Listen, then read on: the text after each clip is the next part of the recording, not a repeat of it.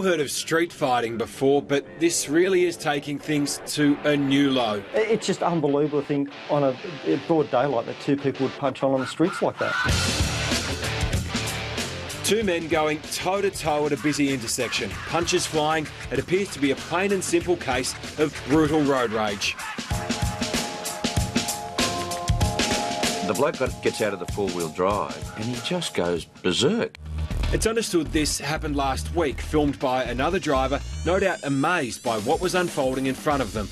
Watch it again and you'll notice that what makes this even more unusual is that it's a guy that looks like your stereotypical tough guy that's forced into retreat.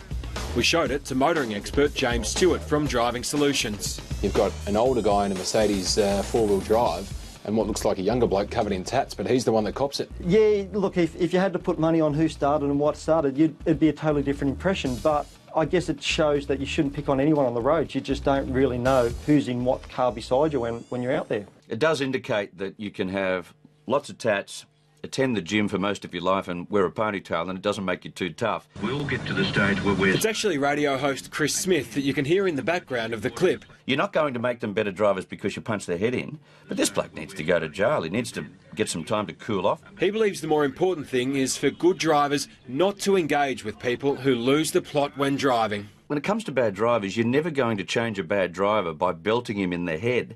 And I've got to the stage where you just ignore it. Just keep out of the way, expect the next person to drive badly and cut in front of you or veer across the lane, and if you're prepared to accept the inevitable, well, you'll be quite safe on the road. You are you just pulled out and front of me and then abused me, you Unfortunately, it seems that some people just go crazy when they get behind the wheel. dude.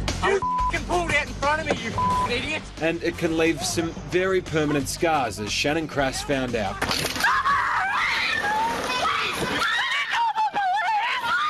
I remember just the blood on my husband's head, on his temple. Further this way, I could have lost my eye.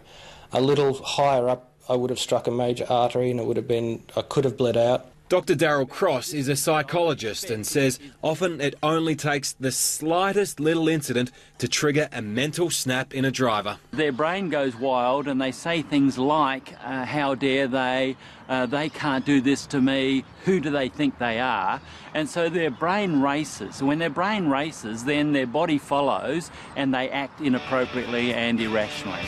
You don't know what the next step is. Do they have a baseball bat in the back of their car? You know, the old steering locks. What's the next weapon that they might pull out? Even, you know, there's been cases with people being stabbed with screwdrivers. And unfortunately, this isn't an issue that's going away. It's one of those things with congestion getting worse and worse on our roads today. More people out there, more anger, people running late. It's definitely a sign of the times.